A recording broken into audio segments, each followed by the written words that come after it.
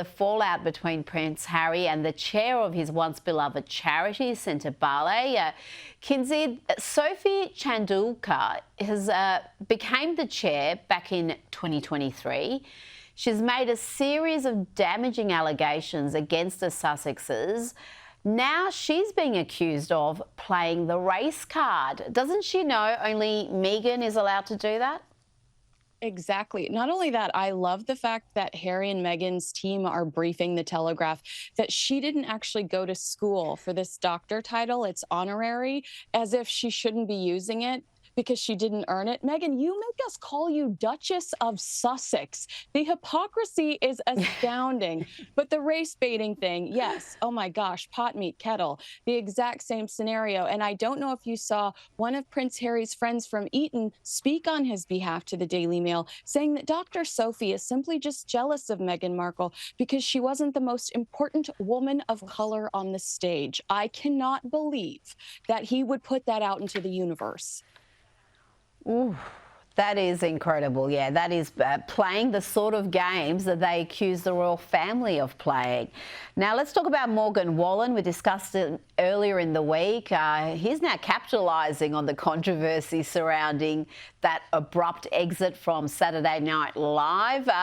Shortly after he left the stage, whilst the others were standing around for 2 minutes, I don't know, for some bizarre credits that they run there, he posted this on his Instagram account, and now he's launched merchandise based on that caption. And I love this because he is still getting raked over the coals here in the States. SNL castmates coming out saying that he was a diva behind the scenes, saying that he likely won't ever be invited again. And he's just he's making a joke out of it. I love that about him. I think he's clearly has a great sense of humor, and I hope that he sells 1 million of these tops.